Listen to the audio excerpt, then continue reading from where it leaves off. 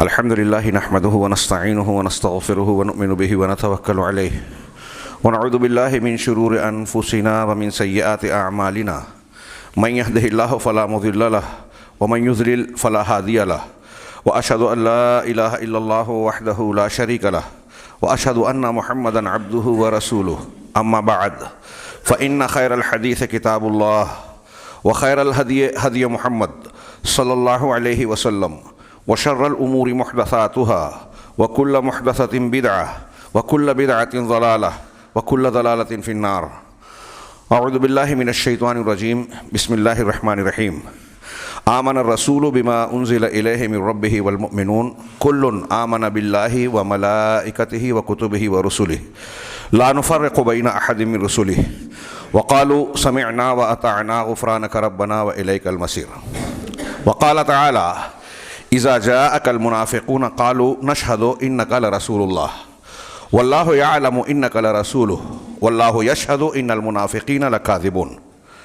محترم حاضرین، آج ہمارے شہر میں اور ہمارے شہر سمیت ملک کے کئی شہروں میں مسلمانوں کی مختلف دینی جماعتوں اور تنظیموں کی جانب سے بند کا اعلان ہے.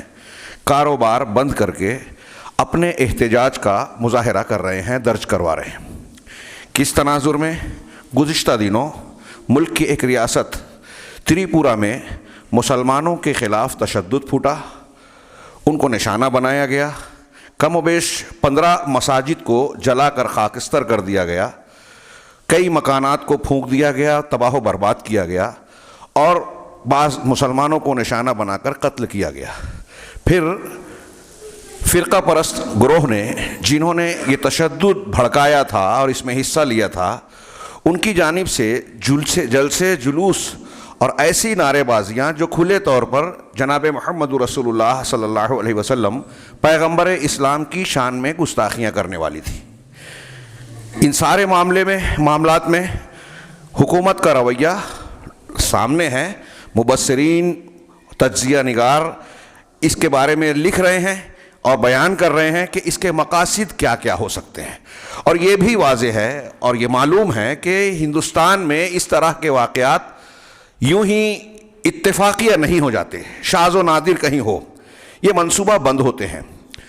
بیان یہ کیا جاتا ہے کہ بنگلہ دیش میں مندروں پر ہندوؤں کے جلسوں پر حملہ کیا گیا، اس کے رد عمل میں جواب میں تریپورہ میں یہ کیا گیا. بعض تجزیہ نگار اشارے کنائے میں یہ بھی بیان کرتے ہیں کہ بنگلہ دیش میں جو کچھ کرایا گیا وہ دراصل مقدمہ تھا اور کوشش تھی اس بات کی کہ یہاں ہندوستان میں اس کا رد عمل برپا کیا جائے. اور یہ ٹرینڈ بڑی دنوں سے چل رہا ہے. 9/11 کو عالمی سطح پر امریکہ کے ٹوئن ٹاور پر حملہ ہوا اور پھر پورے ایک ملک کی اینٹ سے اینٹ بجا دی گئی، اور پھر ایسے خطرات عراق کے تعلق سے بیان کیے گئے اور پھر اس کے بعد عراق کو تباہ و برباد کر دیا گیا. ہندوستان میں ہمیشہ ایسا ہی ہوتا ہے کہ مسلمان جو فسادات کی شکل میں مارے جاتے ہیں، کاٹے جاتے ہیں، گرفتار کیے جاتے ہیں، الزامات کی زد میں ہوتے ہیں، نقصان اٹھاتے ہیں، انہی پر یہ الزام ہوتا ہے کہ انہوں نے فساد برپا کیا. یہ کوئی نئی بات نہیں ہے.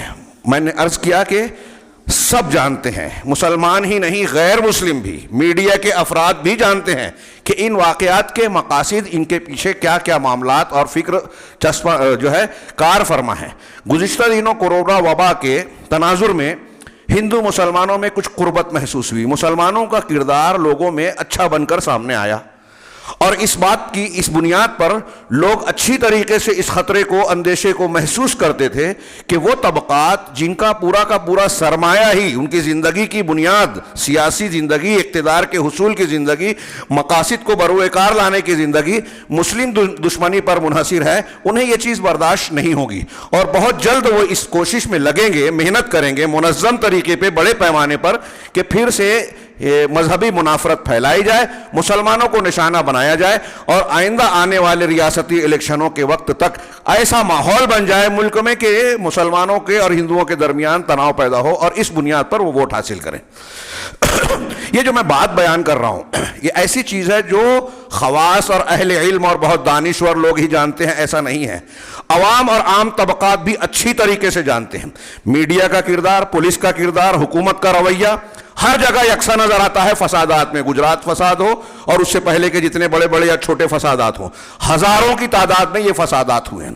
اور جو لوگ یہ فسادات برپا کرتے ہیں وہ اپنی دیش بھکتی، وطن محبتی کا ڈھنڈورا پیٹتے ہیں، جبکہ میں ایسا مانتا ہوں کہ اگر کوئی دشمن ملک پر حملہ کرے، جن کو یہ دشمن بتاتے ہیں، تو شاید ملک کو اتنا نقصان نہ پہنچا سکے، اتنی جانوں کو تلف نہ کر سکے، اتنی جائیداد اور پراپرٹیز کو تباہ نہ کر سکے، ایسی منافرت نہ پیدا کر سکے جو ملک کے اندر ملک دوستی کا دعویٰ کرنے والے یہ لوگ پیدا کرتے ہیں۔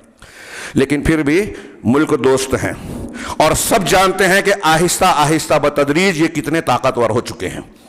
ملک کی ایجنسیوں میں اگر ایک وزیر ان کے خلاف بیان دیتا ہے تو اس کے خلاف جو ہے چھاپے اور قانونی شکنجے کسنے لگتے ہیں، چھاپے پڑنے لگتے ہیں۔ ابھی ہم دیکھ رہے ہیں نواب ملک کا معاملہ، میں نام لے رہا ہوں تاکہ واضح ہو جائے، بالکل صاف اور واضح ہے۔ ایسے میں ہم یہ بھی دیکھ رہے ہیں کہ کچھ دنوں پہلے قانون نافذ کیا گیا شہریت بل والا، NRC وغیرہ کا، اس سلسلے میں مسلمانوں نے لمبا احتجاج کیا، کورونا وبا کے تناظر میں وہ سلسلہ منقطع ہو گیا۔ پھر زرعی قوانین 3 آئے جس میں صاف نظر آ رہا ہے کہ ادیوگ پتی اور بڑے بڑے بیوپاریوں کو فائدہ پہنچا کر کسانوں اور عوام کو مزید مشکلات میں ڈالنے کی یہ تمہید ہے، کوشش ہے۔ چنانچہ کسانوں نے اس کے خلاف احتجاج کیا، ان کی ہڑتال یا ان کا احتجاج جاری ہے اور تقریباً سال بھر گزر چکا، لیکن موجودہ حکومت کے کانوں پر جوں نہیں رینگتی۔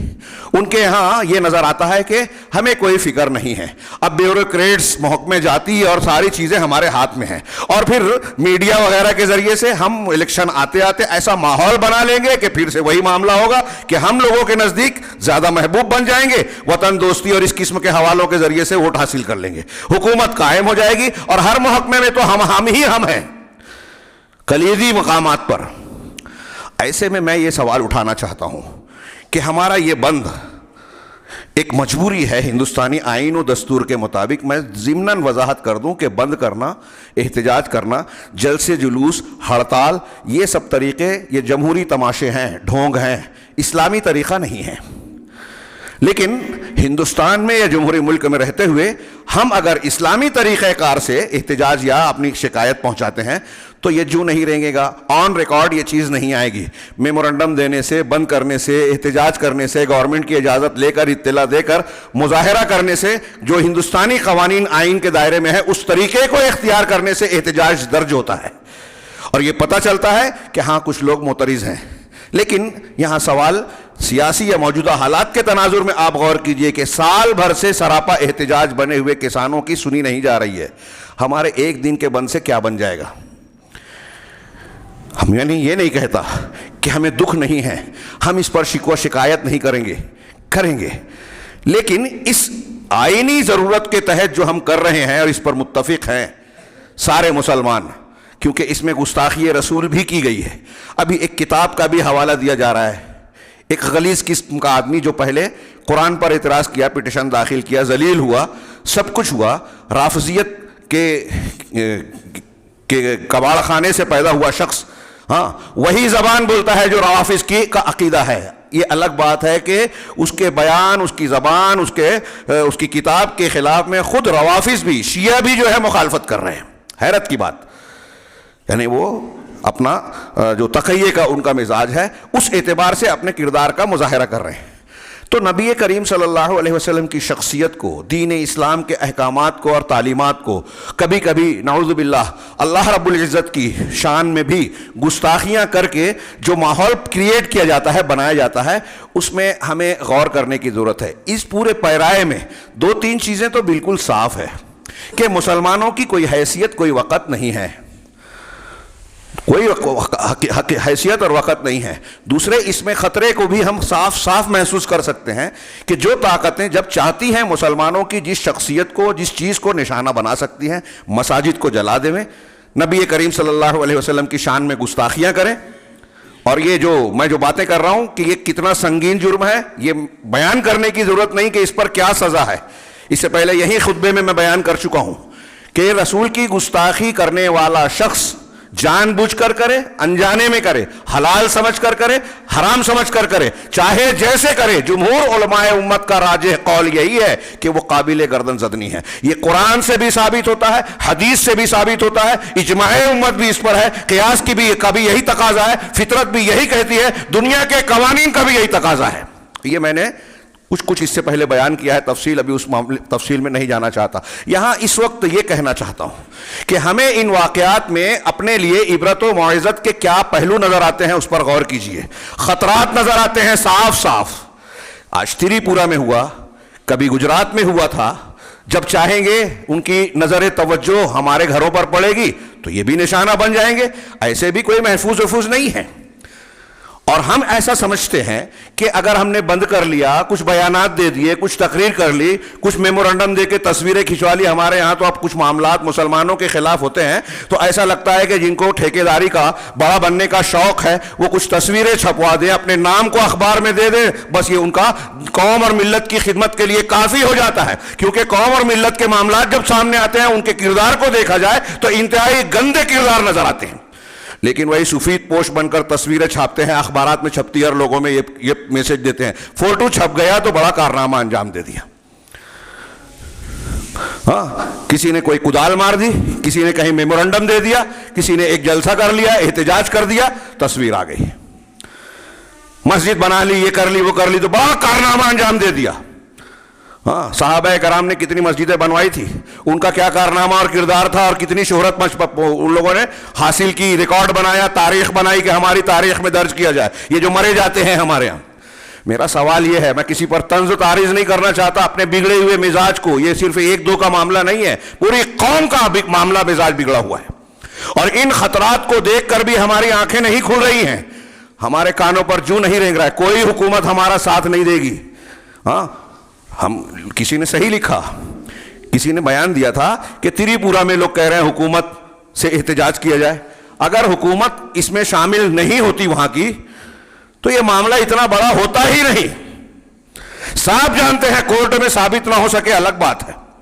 ہاں، یہاں امت شاہ مودی جی جو ہے گجرات کے فساد میں کلین چٹ دیے گئے، اس پر احتجاج، اس پر پھر سے سوال اور پٹیشن داخل کیا جانا جاری ہے، تو کورٹ میں ثابت نہ ہونا الگ چیز ہے، لیکن سارے ملک کو یہ بات معلوم ہے کہ کون یہ سب کچھ کرتا ہے، کراتا ہے، ان کے کیا مقاصد ہیں، اور ان کی ناکامیاں موجودہ حکومت ہر سطح پر محاذ پر عوام کو سکھ پہنچانے، جس کو حقیقت میں سیاست کہتے ہیں، لوگوں کے معاملات کا انتظام کرنا، امور کی تدبیر کرنا، ان کے معاملات کو حل کرنا، آسان کرنا، زندگی کو ہموار کرنا، یہ سارے معاملات میں وہ ناکام ہو چکی ہے، بلکہ استحصال کرنا، ملک کے لوگوں کا ناجائز فائدہ اٹھانا اور اپنے مخصوص لوگوں کی جیبیں بھرنا، ان کو مضبوط بنانا، یہ صاف صاف نظر آ رہا ہے۔ لوگ لکھ رہے ہیں، بیان کر رہے ہیں، لیکن اگر کسی نے بیان دیا تری پورہ میں، سپریم کورٹ کے وکیلوں نے اور کچھ لوگوں نے جب جا کر تحقیقات کی، بیان دیا، تو ان پر جو ہے ملک کا کیا وہ NBC جو قانون ہے ملک مخالف اور نیشنل اینٹی نیشنل والا، اس کو نافذ کر دیا گیا، جبکہ حقیقت کی نظر سے دیکھا جائے، ہاں حقیقت کی نظر سے تو جو لوگ فساد کر رہے ہیں، جو خون بہاتے ہیں، اور کسی بھی مذہب کے لوگوں کا، جو کسی بھی عبادت گاہ کو نشانہ بناتے ہیں کسی بھی مذہب کی، وہ اینٹی نیشنل ہیں، وہ ملک کو نقصان پہنچا رہے ہیں۔ اور میں ایسا مانتا ہوں، پھر سے کہہ رہا ہوں کہ کوئی حملہ آور مسلمانوں ہندوستان پر اگر آ جائے تو وہ اتنا نقصان نہیں پہنچا پائے گا شاید، جتنا ان لوگوں نے راشٹر سیوک اور ملک کی محبت اور دیش بھکتی کے نام پر ملک کو نقصان پہنچایا ہے، پہنچا رہے ہیں، اور ان کی پالیسیاں اسی طرف لے جا رہی ہیں کہ ملک مزید خرابیوں میں مبتلا ہو۔ خاص طور سے مسلمانوں کا معاملہ سب سے نازک ہے، تیری بربادیوں کے مشورے ہیں آسمانوں میں، ہماری بربادیوں کے مشورے ہیں، لیکن ہم نے ایک دن کا بند کیا نا، تقریر کر لیں گے، سن لیں گے، احتجاج کر لیں گے، بس دین کے تقاضے ہم نے پورے کر دیے، ہمارا ایسا رجحان ہے۔ جو فرض ہم پر عائد ہوتا ہے دین کے تئیں، رسول اللہ صلی اللہ علیہ وسلم پر ایمان اور محبت کے تئیں، اللہ پر ایمان کے تئیں، ایسا لگتا ہے کہ یہ کچھ رسمی کارروائیاں کر کے جو لوگ کر رہے ہیں ہم نے تائید کر دی، شامل ہو گئے، دکان بند کر دیا، حل ہو گیا مسئلہ، خطرہ ٹل گیا۔ یا آپ کے اور ہمارے فریضے تھوڑی دیر کے لیے جائزہ لیجئے، ٹٹوریے کہ ہم نے اپنا فرض ادا کر دیا، اللہ تبارک و تعالی ہم سے خوش ہو جائے گا اتنے پہ، اور اللہ کی رحمتوں کی بارش ہونا شروع ہو جائے گی۔ اس کا عذاب، اس کی پکڑ ختم ہو جائے گی؟ جی نہیں۔ اس بند میں ہم کو یہ سبق دہرانا چاہیے، جائزہ لینا چاہیے کہ بند تو ہندوستانی قوانین اور ماحول کا، سیاست کا اور یہاں کے حالات کا تقاضا ہے۔ ہمارے لیے یہ مجبوری ہے کہ یہ غیر اسلامی طریقہ ہم اپنا رہے ہیں، مسلمانوں کا، اسلام کا طریقہ نہیں ہے، لیکن اس کے ساتھ ساتھ اسلامی طریقے سے ہم کو غور کرنا چاہیے کہ یہ مصیبتیں، مصائب ٹالنے، اپنے آپ کو، اپنے اگلی نسل کو محفوظ بنانے، اپنے دین کو محفوظ بنانے، اللہ اور اللہ کے رسول کی ناموس کے تحفظ کے لیے ہم کو کیا کرنا چاہیے، شرعاً غور کیا جائے۔ اگر کوئی شخص رسول اللہ صلی اللہ علیہ وسلم کی شان میں گستاخی کر رہا ہے تو ہمارے نزدیک وہ کافر ہو جائے گا، قابل گردن زدنی ہوگا، بالکل صحیح بات ہے۔ لیکن ایک شخص اپنے آپ کو مسلمان کہتے ہوئے نبی صلی اللہ علیہ وسلم کے حقوق کو پامال کر رہا ہے، جو ہم اور آپ علی اختلاف الدرجات، الگ الگ درجے پر تمام مسلمان آج اس کے مرتکب ہیں، میں ایسا مانتا ہوں۔ اور جو جتنا بدعتی ہے، جو جتنا رسول اللہ صلی اللہ علیہ وسلم اور صحابہ کے منہج اور طریقے سے ہٹا ہوا ہے، اور خاص طور سے جس کے اندر عقیدے کا انحراف ہے، وہ اتنا زیادہ گستاخ دین ہے، گستاخ رسول ہے۔ ابھی میں سنتا ہوا آ رہا ہوں، اللہ کے رسول کی ناموس اور گستاخی کے بارے میں بیان کرتے ہوئے کہہ رہے ہیں، اللہ کے اگر تو نہ ہوتا تو میں کائنات پیدا نہ کرتا۔ اللہ کے رسول اس کائنات کی روح ہے، دنیا میں موجود ہیں، اور آپ ہی کے لیے کائنات کو پیدا کیا گیا۔ قرآن کے بالکل خلاف، جھوٹی حدیث کی بنیاد پر اہل تصوف کا وہ عقیدہ جو یونان کے فلاسفہ سے لیا ہوا ہے، یونانی فلسفیوں کا، ابن سینا اور ان لوگوں کا یہ موقف ہے جو اسلامی تعلیمات کی بجائے یونانی اور فلسفہ اور منطق کی تعلیمات کی بنیاد پر عقائد گڑتے تراشتے ہیں۔ یہ قرآن و حدیث کے صریح خلاف ہے، اس میں مشرکانہ اور بدعتانہ عقیدہ ہے۔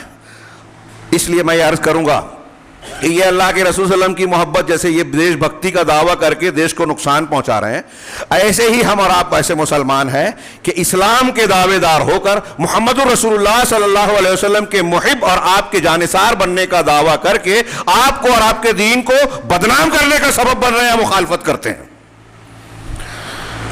لہذا جائزہ لیں۔ بعض علماء نے لکھا کہ اسلام کے اگر احکامات کے اعتبار سے دیکھا جائے تو 3 حاصل بنیاد ہے۔ توحید اختیار کیا جائے، اس کی ضد شرک ہے، اس سے بچا جائے۔ سنت اختیار کیا جائے، اس کی ضد بدعت ہے، اس سے بچا جائے۔ اطاعت و فرمانبرداری اللہ اور رسول کی دین کی اختیار کی جائے، اور اس کی ضد معصیت اور گناہ ہے، اس سے بچا جائے۔ یہی ہے دین پورا کا پورا۔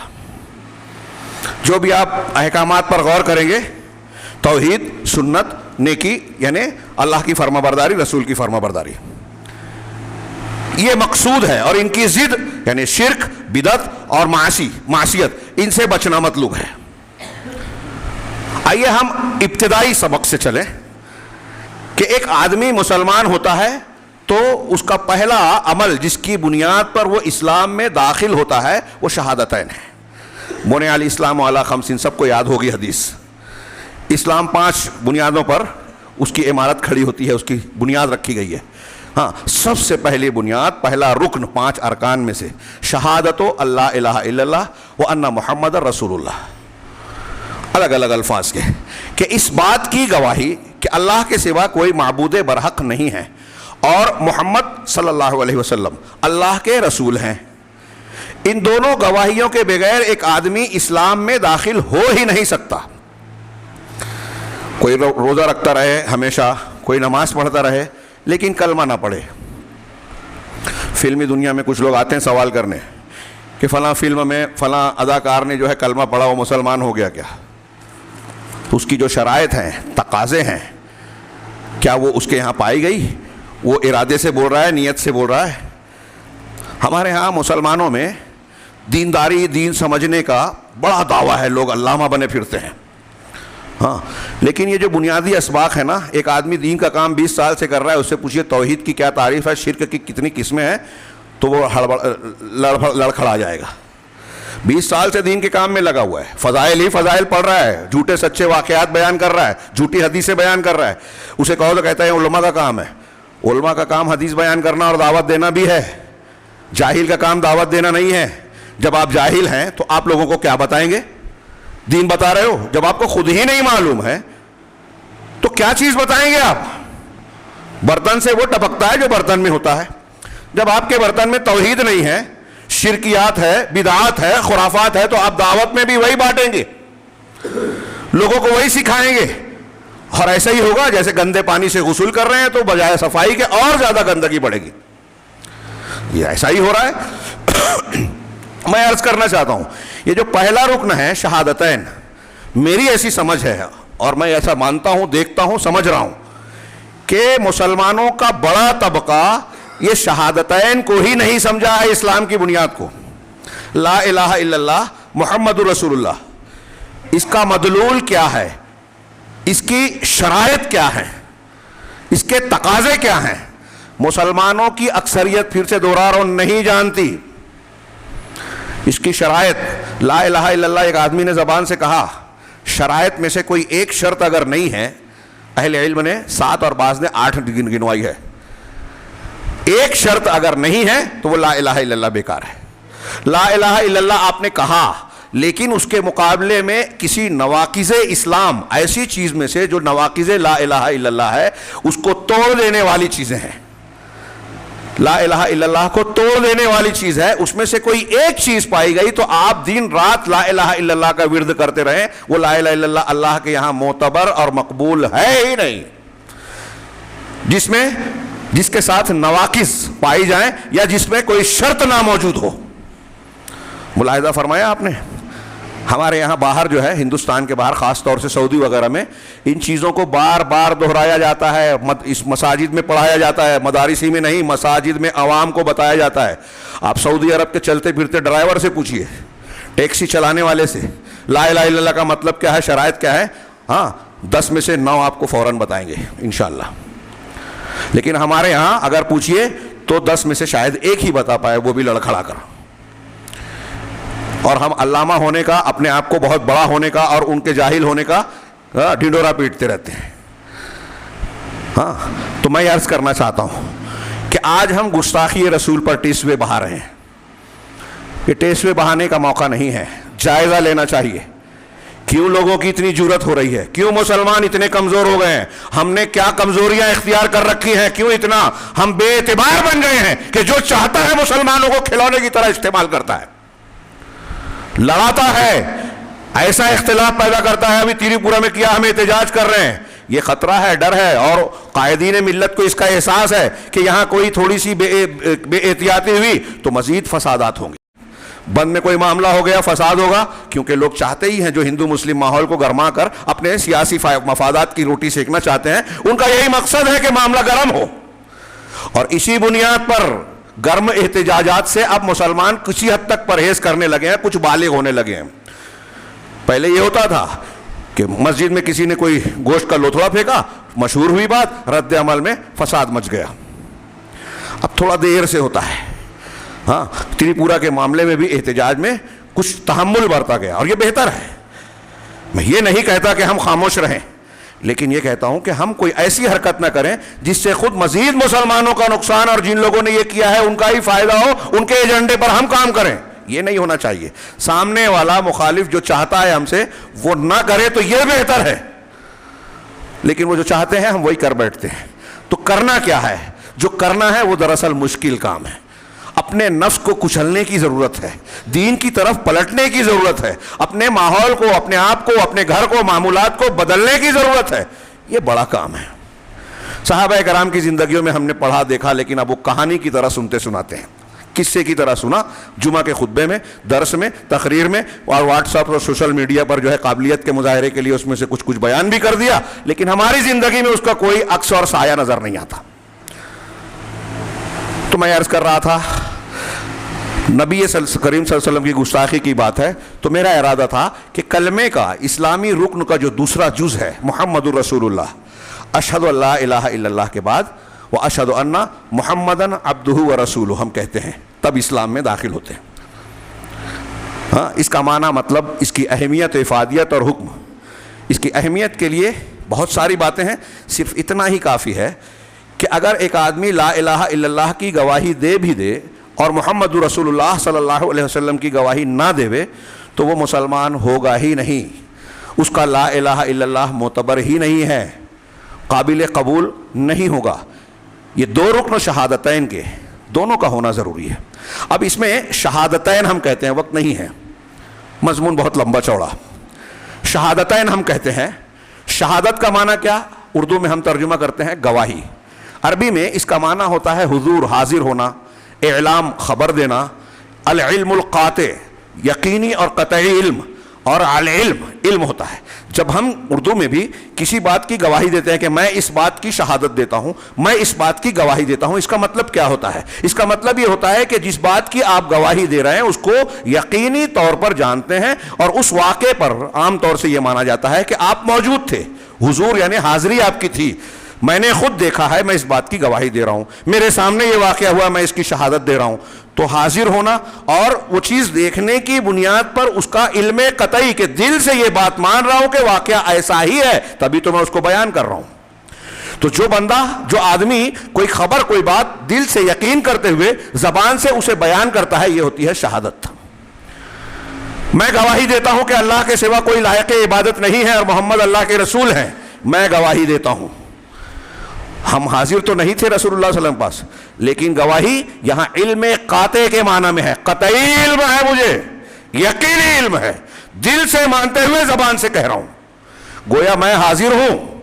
مسلمان یہ بات کہہ رہا ہے جب کہ میں گواہی دے رہا ہوں، تو گویا حاضر ہوں اور یقین رکھتا ہوں اس بات پر کہ محمد اللہ کے رسول ہیں۔ یہ ہمارے دین کی بنیاد اور رکن ہے، اس کو درست کیجئے۔ میں نے عرض کیا بہت سارے لوگ نہیں سمجھتے۔ تو شہادت کا پہلا لفظ گواہی کا یہ مطلب ہوا، اور میں رسول ہوں، رسول کا مطلب کیا ہے؟ لغوی معنی پیغمبر۔ کوئی شخص کسی کا کوئی پیغام لے کر نمائندہ بن کر کسی کے پاس جائے، پہنچائے، تو کہتے ہیں کہ وہ رسول ہے، نمائندہ ہے، پیغمبر ہے، پیغام پہنچانے والا۔ اصطلاح شریعت میں شیخ محمد بن عبد الوہاب رحمہ اللہ نے دونوں کو ملا کر کہ محمد اللہ کے رسول ہے، جب ہم اس بات کی گواہی دیتے ہیں تو اس کا مطلب کیا ہوتا ہے شرعاً اور اصطلاحاً، کہ جب ہم یہ مان رہے ہیں کہ محمد اللہ کے رسول ہیں تو اس میں بنیادی طور سے ضروری ہے، اس میں یہ شامل ہے، اس کا تقاضا ہے، اس کے ماننے کا، ایمان کا کے ساتھ یہ شامل ہے کہ اللہ کے رسول جب ہم کہہ رہے ہیں محمد اللہ کے رسول ہیں، تو جب وہ رسول اللہ ہیں تو جو حکم دے ہم اس کی اطاعت کریں، پہلی بات۔ جس سے منع کرے ہم اس سے رک جائیں۔ جو خبر دیویں کہ مرنے کے بعد قبر میں ایسا ایسا ہوگا، ہماری عقل میں آئے کہ نہیں آئے؟ ایک رات میں معراج اور اسراء کا ایسا ایسا واقعہ ہوا، جنت اور جہنم کے مناظر میں نے یوں دیکھے، یہ بات اگر ثابت ہو جائے کہ رسول اللہ صلی اللہ علیہ وسلم نے فرمایا ہے تو اس کو مانا جائے، یعنی آپ کی خبروں کی تصدیق کی جائے۔ جو حکم دیا اسے مان لینا بلا چونچرا، جس سے منع کر دیا اس سے رک جانا۔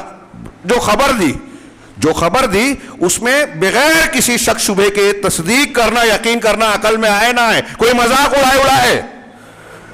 اللہ کے رسول نے خبر دی ہے غیب کی یا کسی بھی ماضی کی، حال کی، مستقبل کی، سب باتوں کو ہم مانے کہ جیسا آپ نے بتایا ہے وہ ایسا ہی ہے۔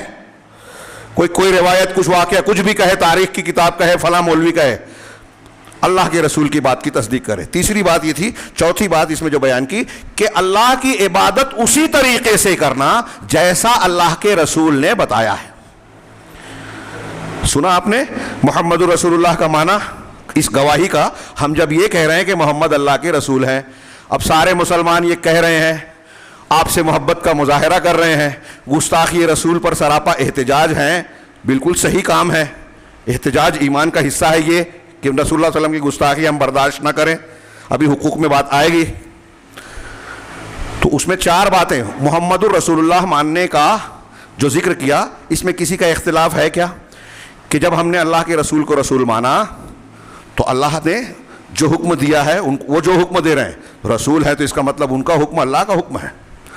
انہوں نے جس چیز سے منع کیا وہ اللہ کی طرف سے ممانعت ہے، لہٰذا اللہ کے رسول صلی اللہ علیہ وسلم کی طرف سے آنے والے امر اور نہی کو، حکم اور ممانعت کو ماننا اللہ کی حکم اور ممانعت کو ماننا ہے۔ وَمَن يُطِعِ الرَّسُولَ فَقَدْ أَطَاعَ اللَّهَ، جو رسول کی اطاعت کرے اس نے اللہ کی اطاعت کی۔ قرآن کہتا ہے ہم نے رسول کی بات مانی تو اصل میں اللہ کی بات مانی، کیونکہ اللہ کے رسول ہیں۔ تو جو حکم دیا مان لینا، جس سے منع کر دیا رک جانا، جو خبریں دی اس کی تصدیق کرنا، اور جن چیزوں کو اور اللہ کی عبادت اگر ہمیں اور آپ کو کرنی ہے تو ویسے ہی عبادت کرنا جیسے رسول نے بتایا.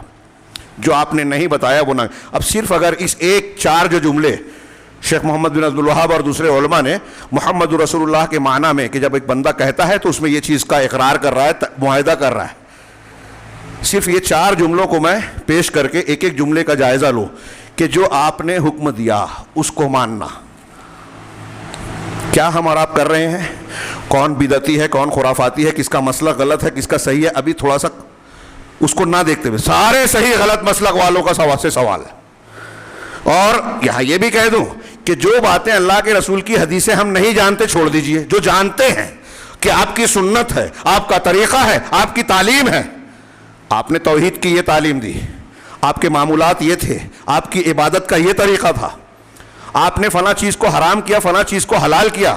جو چیزیں ہم جانتے ہیں, جو نہیں جانتے ابھی چھوڑ دیجئے. جو ہم جانتے ہیں اس میں آپ نے جن باتوں کا حکم دیا اور جن چیزوں سے منع کیا, ہم اور آپ کتنا مان رہے ہیں؟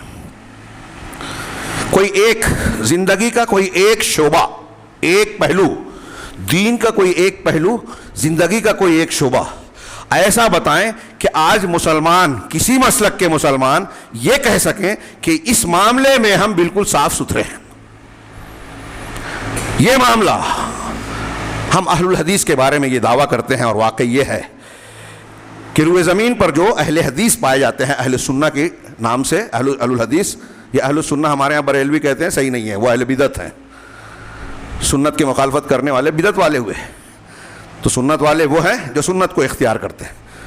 تو اہل الحدیث ایسا طبقہ ہے روئے زمین پر آج جن کے یہاں آپ منہجی اعتبار سے شرک, کفر, بدعت, خرافات نہیں پائیں گے. واحد طبقہ, ایک گروہ واحد ہے. کوئی ایک اہل الحدیث کے علاوہ کوئی ایک گروہ آپ کو نظر نہیں آئے گا جہاں بدعت نہ ہو, جہاں دین اور شریعت کی مخالفت نہ ہو. اصولی طور پر جب ہم اہل الحدیث کو یہ کہہ رہے ہیں کہ محمد رسول اللہ کے تقاضے کو پورا نہیں کرتے, تو اس کا مطلب یہ نہیں ہے کہ ان کا منہج غلط ہے, ان کے عمل میں کوتاہی ہے. آج ہمارے یہاں عمل میں کوتاہی ہے, وہاں شرک اور بدعت ہے, یہاں اختلافات ہے, انانیت ہے. شیطان نے دونوں جگہ جو ہے اعمال نہ کرنے یا اعمال کو برباد کرنے کا انتظام کر کے مشغول کر رکھا ہے, اور دین کے تقاضوں سے دونوں جگہ دوری پائی جاتی ہے. تو میں یہ عرض کر رہا تھا کہ پہلے جو حکم دیا اس پر عمل کرنا, جس سے منع کیا اس سے رک جانا, عبادت اسی طریقے سے کرنا جیسے اللہ کے رسول صلی اللہ علیہ وسلم نے بتایا ہے, جو خبریں ہیں اس کی تصدیق کرنا. میں نے کہا کہ اس میں سے کسی ایک ایک جملے کو کروں تو ایک ایک ہفتہ لگے گا. آپ نے جو احکامات دیے ہم عمل کر رہے ہیں کیا؟ کتنے ہمارے یہاں ایسے ملیں گے, ہاں میں مانتا ہوں کہ اللہ کے رسول صلی اللہ علیہ وسلم کی یہ سنت ہے, مگر کیا ہے نا, ذرا ابھی میں اس پر عمل کروں گا تو ہمارے یہاں مسئلہ پیدا ہو جائے گا. ہمارا فلاں مسلک کو مانتے ہیں, امام شافعی کا میں مقلد ہوں, چشتی قادری نقشبندی کے سلسلے کو ماننے والا ہوں, حنفی مسلک کا ہوں, تو میرے امام میرے پیر صاحب یہ کہہ رہے ہیں تو مجھے یہ ماننا پڑے گا. ہاں میں مانتا ہوں کہ اللہ کے رسول کی حدیث ہے, ٹھیک ہے, رفع الیدین ثابت ہے رکوع میں جاتے وقت, رکوع سے اٹھتے وقت, لیکن ہمارے مسلک میں نہیں ہے نا. تو آپ نے محمد رسول اللہ کے تقاضے کو سمجھا یا اس کو مانا کہ آپ نے جو حکم دیا ہے اس پر عمل کرنا. اب کہیں گے ہاں رفع الیدین کا حکم کہاں ہے نا, قرآن میں حکم ہے, وما آتاکم الرسول فخذوہ وما نہاکم عنہ فانتہوا, جو رسول دے لے لو, جس سے منع کر دے رک جاؤ. اور اللہ کے رسول نے بخاری شریف کی حدیث کا ایک ٹکڑا ہے, کہتے ہیں جو ہر بچے کو یاد ہے, صلوا کما رأیتمونی اصلی, نماز اس طرح پڑھو جیسے مجھے دیکھا ہے. جب تم نے مانا کہ اللہ کے رسول یہ کرتے ہیں اور نہیں عمل کر رہے ہو تو اس کا مطلب اللہ کے رسول کے حکم کی مخالفت کر رہے ہو کہ نہیں کر رہے ہو. تو محمد رسول اللہ کیسے مانا, آپ کے دل میں اترا ہی نہیں ہے. اب میں یہ بات بیان کر رہا ہوں تو اسے مسلکی اختلاف کا رنگ دے کے ٹال دیا جائے گا. مولوی صاحب مسلکی اختلاف کی بات کرتے ہیں, ہمارا مسلک ان کا مسلک. اللہ کے رسول صلی اللہ علیہ وسلم کو تو آپ بھی مانتے ہو نا, محمد رسول اللہ کی گواہی دے رہے ہو نا. میں جو یہ بات کہہ رہا ہوں کہ محمد رسول اللہ کی گواہی کا یہ تقاضا ہے, اس سے کوئی اختلاف کرنے کی جرات کرے بتائے کہ اللہ کے رسول کو رسول ماننے کے بعد آپ کے کسی حکم کو ٹالا جا سکتا ہے, رد کیا جا سکتا ہے. کسی امام, کسی بزرگ, کسی مولوی, کسی پیر کے قول کے سامنے آپ کے قول کو, آپ کی حدیث کو چھوڑا جا سکتا ہے. کوئی ایک قول ایک بتائے, ایک پوری امت میں اگر کوئی ایسا مانتا ہے تو وہ اسلام سے باہر ہو جائے گا, محمد رسول اللہ کی مخالفت کرنے والا ہوگا. وہ اللہ کے محمد صلی اللہ علیہ وسلم کو نہیں، وہ فلاں بزرگ کو اللہ کا رسول مان رہا ہے کہ وہ جیسے نماز پڑھ رہے ہیں ہم ویسے پڑھیں گے، میرے مسلک کے امام نے جو بتایا ہے میں ویسے نماز پڑھوں گا، رسول کی نماز نہیں پڑھوں گا. یہ ہم کہہ رہے ہیں زبان سے، زبان حال سے، منہ سے نہیں بولتے، عمل سے بولتے ہیں. اور تسلی کے لیے دنیا کی بات کرتے ہیں. امام صاحب کے پاس بھی کوئی دلیل ہوگی، جو حدیث سامنے ہے اسے رد کر دیں، اور جو ہوگی اس پر عمل کر رہے ہیں، جو ہے نہیں سامنے. یہ گورکھ دندہ جاری ہے کہ نہیں ہمارے یہاں؟ تو جو آپ نے حکم دیا، یہ میں نے ایک چھوٹی سی مثال دی، میں نے کہا کہ ایک ایک جملے پر مثالیں دے کر ہمارا اپنا جائزہ لیا جائے تو ہم مخالف. جن چیزوں سے منع کر دیں اس سے رک جانا. بہت ساری چیزیں ہیں، گالی گلوچ، والدین کی نافرمانی، کسی مسلمان کو تکلیف دینا، بدعت، شرک، سود خوری، فلاں خوری منع ہے. اب ہمارے یہاں گناہ کرنے کے ساتھ ساتھ گناہ کے تعلق سے کچھ ایسے عذر، ایسے بہانے تلاش کیے جاتے ہیں، ایسا پس منظر کہ جس سے لگنے لگے کہ ٹھیک ہے ہم اللہ اور رسول کی بات تو مانتے ہیں، لیکن یہ کام بھی کرنے کے پر مجبور ہیں اور یہ کوئی غلط نہیں ہے. آج ہمارے شہر میں دیکھ لیجئے، حرام کا لین دین، بینک مسلمان چلا رہے ہیں، کلیکشن کر رہے ہیں، بیمہ پالیسیاں لے رہے ہیں، ان کی جیب میں فتوے ہیں. کوئی حلال حرام چیز اللہ اور رسول کی بتائے ہوئی کو ہم نے سلامت چھوڑا وڑا نہیں ہے. ہاں، حلالہ لعنتی کام ہے، سب جانتے ہیں حدیث کو، لیکن مفتی صاحب فتویٰ دے دیتے ہیں کہ ہے تو حرام لیکن اس سے بیوی پہلے خاوند کے لیے حلال ہو جاتی. شیخ اشرف علی تھانوی نے بہشتی زیور میں لکھا ہے، بڑے مولانا صاحب، حکیم الامت. اب اتنے بڑے نے لکھا ہے اور میں جب مجھ جیسا چھوٹا آدمی اس کی مخالفت کرے تو مجھے تو مار ڈالا جائے گا. ان کی گستاخی، وہ گستاخی نظر نہیں آ رہی کہ وہ مولوی رسول کے سامنے کیا حیثیت رکھتا ہے. اور جو مخالفت کرے اللہ انہیں معاف کرے، اگر اجتہادی خطا ہے تو معاف ہوگی، لیکن جانتے بوجھتے اگر اللہ کے رسول کی مخالفت کر رہے ہیں تو کیا مطلب ہے؟ محمد رسول اللہ کے خلاف آپ اور ہم خود جا رہے ہیں، رسول کی شان میں گستاخی ہم کر رہے ہیں. آگے میں بتانے جا رہا تھا، گھڑی کا کانٹا بہت آگے بڑھ گیا، شاید اگلے ہفتے اس پر پورا گفتگو کریں گے، مگر آئندہ ہفتہ شاید میں مالیگاؤں نہ رہوں. محمد الرسول اللہ کی گواہی کے علامہ ابن تیمیہ اور دوسرے علماء نے لکھا کہ اس کے دو بنیادی رکن ہیں، دو بنیادی رکن ہیں. پہلا رکن آپ کی تصدیق، پہلا رکن تصدیق، دوسرا انقیاد، التصدیق والانقیاد. یہ دو رکن ہیں محمد الرسول اللہ کے. یعنی اگر آپ نے محمد الرسول اللہ کہا لیکن آپ نے رسول صلی اللہ علیہ وسلم کی تصدیق نہیں کی، آپ کی خبروں میں شک شبے میں رہے، انکار کیا، آپ کی لائی ہوئی تعلیم کوئی بھی ثابت شدہ ہے اور آپ نہیں مانے کہ حدیث میری سمجھ میں نہیں آتی، میں نہیں مانتا. یہ جو محمد بن عبد الوہاب والا جملہ میں نے بتایا اس میں ایک یہ بھی ہے نا کہ آپ نے جو باتیں دی اس کی تصدیق کرنا. تو آج ہمارے یہاں کتنے لوگ ہیں قابل لوگ، سائنسی تحقیق کی روشنی میں فلاں حدیث سمجھ میں نہیں آتی، غیر مسلم اگر اعتراض کریں گے تو ہم کیا جواب دیں گے؟ آپ کو جواب دینے کی ضرورت نہیں ہے، آپ کو ماننا ہے خالی. اور جو اعتراض کرے گا نا اللہ تعالیٰ پیدا کر دے گا. کبھی کوئی زمانہ اللہ کے نبی صلی اللہ علیہ وسلم کے دور سے لے کر آج تک ایسا نہیں ہوا کہ کسی مخالف اسلام نے، دشمن دین نے یہ شریعت اور دین کی کسی چیز پر اعتراض کیا ہو اور اللہ کا کوئی بندہ کھڑا ہو کر اس کا جواب نہ دیا ہو اور منہ توڑ جواب نہ دیا ہو. کبھی نہیں ہوا اور ہوگا بھی نہیں. اگر آپ کو نہیں معلوم ہے تو آپ جاہل ہیں، خاموش بیٹھیے.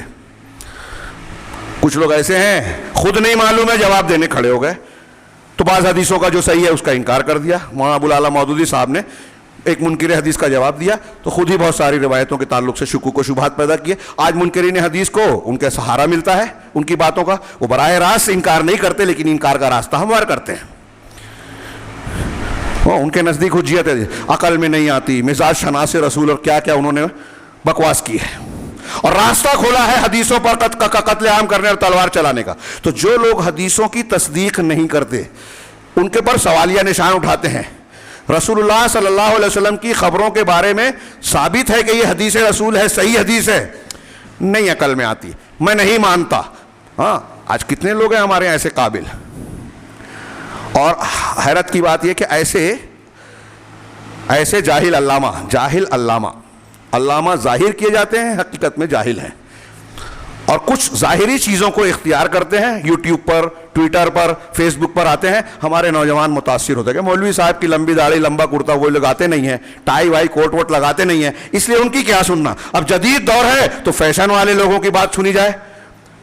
हाँ, यहूदियों के सेंटर गूगल से जो फायदा उठाकर जो कुछ फतवे दे रहे हैं टाई कोट लगाकर, तो वो उलमा बन गए, उनकी बातें मानी जाए, उनको लाइक कर रहे हैं, उनको शेयर कर रहे हैं, उनके फॉलोअर बन रहे हैं, मौलवियों पर तनकीद कर रहे हैं। अब वो लोग सहाबा कराम को निशाना बनाए, ये हमारा नौजवान जो है मौलवियों से भिड़ रहा है उसको पकड़ के, वो लोग हदीसों को निशाना बनाए, नहीं मालूम कि वो आलायकार है यहूदियों के, वो आलायकार है राफजियों के, वो आलायकार है इस्लाम दुश्मनों के। और ये भी उनका एक एजेंडा है। शुबहात के फितने जो हमारा सिलसिला है, शुरू के 18-20 सिलसिले मैंने उन किताब की रोशनी में बयान किया कि यहूद और नसारा मुसलमानों को दीन इस्लाम से बरगश्ता करने, इनकी नस्लों को कुरान और हदीस से दूर करने, शिर्क बिदत खुराफात में मुब्तला करने, अपनी तहजीब और सकाफत का रसिया बनाने के लिए क्या क्या कर रहे हैं हम सोच नहीं सकते। यहूद और नसारा हमारे घरों में घुस गए हैं आज, मोबाइल के जरिए, टीवी चैनल के जरिए, हमारे स्कूलों में घुस गए आज निसाब तालीम के रास्ते से, अखबारात रसायल के जरिए से, मीडिया के रास्ते से भी दाखिल हो चुके हैं। कोई एक पहलू नहीं है। हमारे नौजवान लिबास उनका बनाया हुआ पहनते हैं, उस पर लिखा हुआ है, हाँ, ऐसी चीजें लिखी हुई है जो यहूदियों का स्लोगन है, और हमारा नौजवान पहनकर बगैर समझे घूम रहा है। उनके सामने बाकायदा हिकमत के तहत, मंसूबे के तहत करोड़ों डॉलर खर्च करके फिल्म स्टार, अदाकार और खिलाड़ियों को मुतय्यन करके नौजवानों का ट्रेंड बनाकर पेश किया जाता है। उनको देखकर लिबास पहने, हेयर स्टाइल इख्तियार करें, कपड़ा पहने, खाना खाएं, ठंडा और मशरूबात इस्तेमाल करें। ये मैं नहीं कह रहा हूं, किताबों में लिखा है, उनके प्रोग्राम और मंसूबे का हिस्सा है। और फिर हमारे दरमियान से कुछ लोगों को उनके मंसूबे का हिस्सा है कि मुसलमानों के बीच में ऐसे लोगों को पैदा किया जाए, ऐसे लोगों को जो दिखाने में तो, ज़ाहिर में तो मुसलमान हैं, लेकिन उनके प्रोग्राम पर अमल करें, उनके अफकार को मुसलमानों में फैलाएं, इस्लाम के ताल्लुक से, कुरान हदीस के ताल्लुक से शुकूक और शुबहात को का इजाला करें। सलमान रुश्दी, तस्लीमा नसरीन उसका बहुत वाज़ेह जो है नमूना है। हमारे दरमियान जो भी मुनकिरीन हदीस पाए जाते हैं, वो पाकिस्तान का मिर्ज़ा इंजीनियर, हिंदुस्तान के सलमान नदवी, जो सहाबा कराम पे तनकीद करते हैं, तारीख के हवाले से उन चीज़ों को, उन बहसों को हमारे यहाँ छेड़ते हैं जिसके हम और आप मुकल्लफ नहीं हैं, जो हमारे दीन दुनिया या दुनियावी उमूर से बहुत ज़्यादा ताल्लुक़ नहीं रखते, उनको मौजूए बहस बनाकर आपस में लड़ाना, उलमा से बदजन करना, उनको सहाबा और अहदे सलफ़ अव्वलीन के ताल्लुक से बदगुमानी में मुब्तला करना। जब आप सहाबा और ताबईन के ताल्लुक से बदगुमान हो जाएंगे ना, तो आप कुरान और हदीस पर भी एतमाद नहीं करेंगे, क्योंकि कुरान और हदीस उनके ज़रिए से मिला है। तो दीन की बुनियादों को उखाड़ने के ये जो मंसूबे पर अमल हो रहा है, उनके आलायकार और एजेंट हमारे बीच में भी हैं। ये मैंने 2-4 नाम लिए हैं, बहुत सारे एजेंट हैं, काम कर रहे हैं और बड़ी बेफिक्री के शिकार हैं। मौजूदा हुकूमत, जैसे मैंने कहा ना, साल भर हो गया, एनआरसी और उनके मामलात के इतने महीने हो गए थे, कोई फर्क नहीं पड़ा। क्यों? उन्हें अपनी ताकत पर बहुत एतमाद है और साथ साथ मुसलमानों की कमजोरियों का पूरी तरीके से इल्म है।